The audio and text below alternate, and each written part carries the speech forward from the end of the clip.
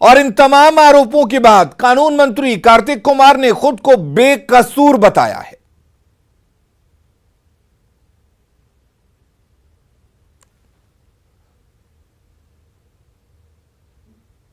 सुशील मोदी ने आपके ऊपर एक आरोप लगाया, क्या करना?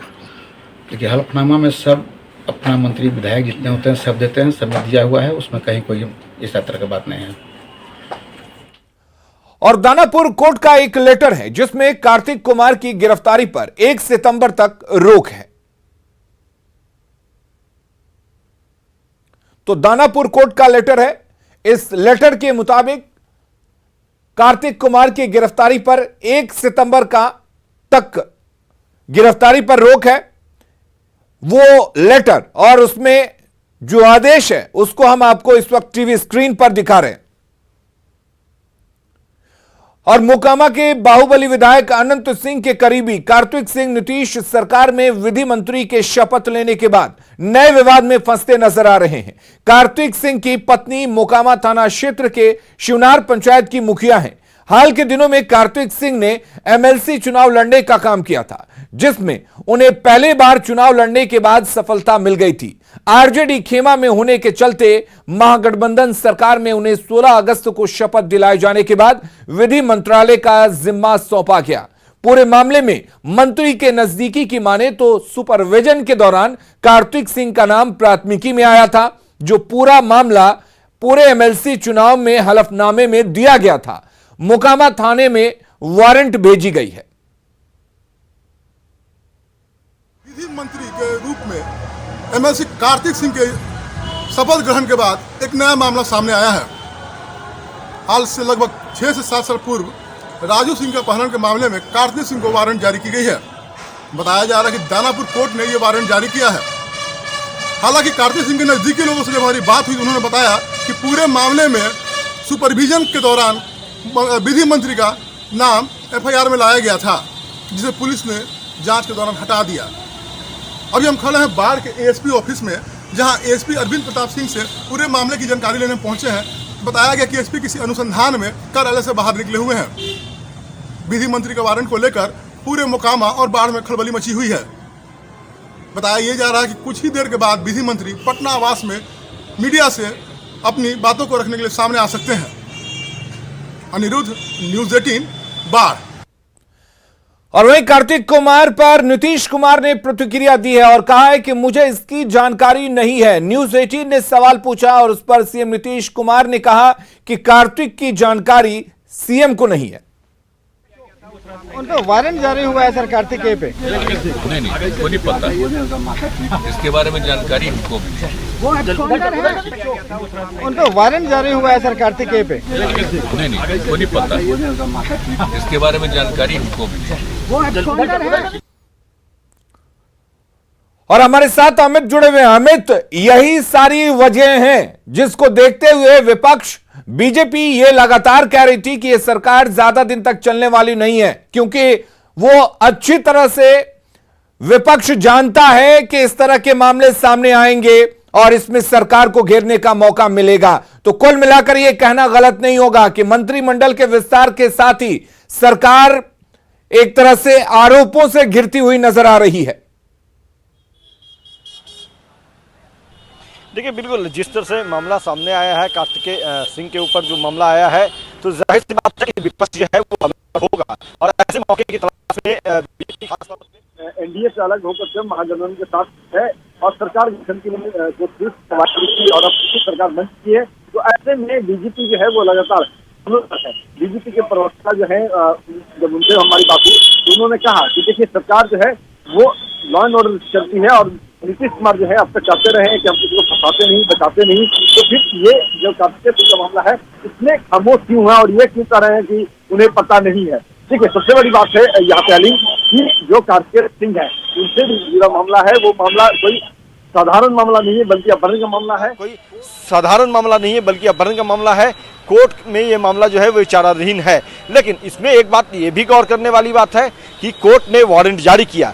उस कोर्ट ने वारंट जारी कर दिया जहां ये मामला है, लेकिन उसी कोर्ट ने कार्तिक सिंह के मामले में 8 तारीख को ही जो है पटना पुलिस को, कोर्ट को, जो है निचली अदालत को साफ तौर पे कोर्ट जो आदेश है वो पारित है कि 1 सितंबर तक कार्तिकेय सिंह पर किसी भी तरह की कार्रवाई नहीं होगी और कार्तिकेय सिंह जो है वो अभी जो है इस मामले से विचाराधीन है। लेकिन फिर भी जो ये मामला जो है वो पूरा मामला अब राजनीतिक हल्के में आया, बीजेपी इसको लेकर के हमलावर है।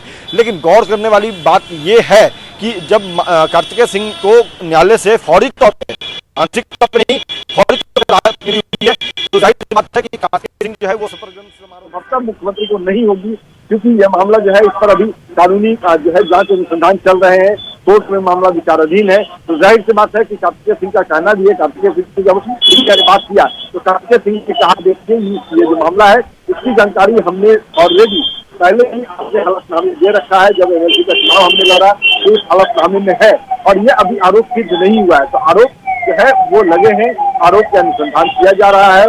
चाहे कोर्ट में ट्रायल की बात करें तो कोर्ट में ट्रायल भी इसके अंदर चल रहा है। तो अब ऐसे में इन बातों को रखने के लिए कार्तिकेय सिंह जो है वो अब सामने क्यों नहीं आ रहे हैं, ये एक बड़ा सवाल है। तो कार्तिकेय सिंह जो है सवालों से बचना चाह रहे हैं, विपक्ष को हमलावर है, उनके जो आरोप है उनका जवाब वो क्यों नहीं दे रहे। कागजी तौर पर तो उन्होंने अपनी बातों को दिया है, कागज जो है दस्तावेज जो है वो दिखा भी रहा है, लेकिन उन्हें अपनी बातों को रखना चाहिए था और इसी वजह से विपक्ष जो है वो हमलावर है। बहरहाल देखना होगा कि कार्तिकेय सिंह कब तक जो है वो मीडिया के सामने आते हैं। अमित, हमारे साथ शक्ति सिंह यादव जुड़े हुए थे, उन्होंने कहा कि अगर आरजेडी को कोई ठोस जानकारी, ठोस कागजात मिले तो आरजेडी किसी भी तरह की कार्रवाई करने से गुरेज नहीं करेगी। तो क्या यह माना जाए कि जो गलतियां 2017 में हुई थी वो गलतियां इस बार नहीं होंगी और आरजेडी का वो दावा सच होगा कि सरकार हर हाल में चलेगी? देखिए, निश्चित तौर पे शक्ति सिंह यादव से हमारी भी बात हुई है, थोड़ी देर में उनकी प्रतिक्रिया भी हम दर्शकों तक पहुंचाएंगे। उन्होंने साफ तौर पे कहा कि ये जो सरकार है, नीतीश कुमार की सरकार, वो किसी को फंसाती नहीं, बचाती नहीं। कल तक जो आरजेडी के लोग जो हैं नीतीश कुमार के यूएसपी पे सवाल उठा रहे थे, आज उसी यूएसपी की बात कर रहे हैं। शक्ति सिंह यादव ने कहा कि नीतीश सरकार किसी को फंसाती नहीं, बचाती नहीं। अगर आरोप सिद्ध हुए तो निश्चित तौर पे कार्तिकेय कुमार सिंह के खिलाफ जो है वो कड़ा एक्शन पार्टी के द्वारा भी लिया जाएगा, न्यायिक तौर पर भी जो है उन पर कार्रवाई होगी, उन्हें बख्शा नहीं जाएगा, उन्हें बचाया नहीं जाएगा। तो तल्ख शब्दों में, दो टुक शब्दों में आरजेडी के जो प्रवक्ता हैं शक्ति यादव, उन्होंने साफ तौर किया है कि कार्तिकेय सिंह पे जो आरोप लगे हैं उसकी जानकारी फौरी तौर पे पार्टी को नहीं थी। अब चूंकि जानकारी हुई है तो अभी ये मामला सिद्ध नहीं हुआ है। जब मामला सिद्ध हो जाएगा, आरोप का गठन हो जाएगा, तो निश्चित तौर पे उनके खिलाफ जो है पार्टी भी एक्शन लेगी और कानूनी कार्रवाई जो है वो भी पूरी तौर पर होगी, कहीं कोई हस्तक्षेप नहीं होगा। जी अमित, जब बीजेपी और जेडीयू के गठबंधन की सरकार बनी थी तब मेवालाल चौधरी उस वक्त मंत्री बने थे, आरजेडी विपक्ष में थी और आरोप लगाया गया था और नीतीश कुमार पर एक तरह से दबाव बनाने की कोशिश हुई थी और दबाव का असर भी हुआ था, उन्हें मंत्री पद छोड़ना पड़ा था। तो क्या अब जब विपक्ष दबाव बना रहा है तो आरजेडी बचाव करेगी या आरजेडी एक उदाहरण पेश करेगी अपनी छवि बदलने की, कि जो जंगल राज की बात कही जा रही है, दागी मंत्रियों की बात कही जा रही है, वो अब आरजेडी नहीं रही, आरजेडी नई आरजेडी बन चुकी है?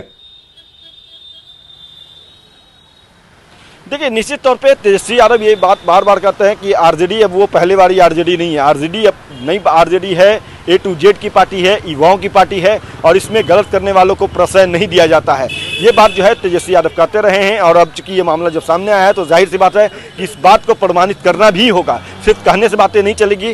क्योंकि अगर आरजेडी के मंत्रिमंडल की बात करें, नीतीश कुमार के मंत्रिमंडल में जो आरजेडी के कोटे से लोग शामिल हुए हैं, मंत्री बनकर करके जो आए हैं, तो कई ऐसे मंत्री हैं जिन पे आरोप हैं, चाहे वो कार्तिकेय सिंह हो या फिर रामानंद यादव हो या फिर सुरेंद्र यादव हो, ललित यादव हो, खुद तेजस्वी यादव के ऊपर भी मामला है, तेज प्रताप के ऊपर भी मामला है। तो कानूनी जो धाराएं हैं उसके तहत मामले दर्ज हैं। तो ऐसे में जाहिर सी बात है कि जब तक उन मामलों से संबंधित जो आरोप जो है वो साबित नहीं हो जाता है तब तक आरोपी नहीं माने जाते हैं, ये कहना है आरजेडी के प्रवक्ताओं का। लेकिन विपक्ष जो है वो सीधे तौर पे हमलावर है कि जब पहले मिसाल पेश किया नीतीश कुमार ने, मेवालाल चौधरी का मामला हो या फिर मंजू वर्मा का जो मामला था, उन मामलों में जब तौर पे जब मामले सामने आए और एक्शन लेते हुए, तो आज ये किस बात की मजबूरी है, किस बात का दबाव है, नीतीश कुमार ये कह रहे हैं कि हमें जान। चलिए अमित, तो बहुत शुक्रिया आपका तमाम बातचीत करने के लिए। तो अब देखने वाली बात यह होगी कि आरजेडी क्या बचाती है, या आरजेडी सफाई पेश करती है, या आरजेडी यह दिखाने की कोशिश करती है कि जिस तरह से यहां पर तेजस्वी यादव कहते हैं कि अब आरजेडी नई है, नई आरजेडी का गठन हुआ है और आरजेडी नए तरीके से काम कर रही है। तो अब देखने वाली बात यह होगी कि क्या वाकई आरजेडी यहां पर उदाहरण पेश करती है, यहां पर कार्तिक सिंह को हटाया जाता है या फिर सफाई पेश की जाती है।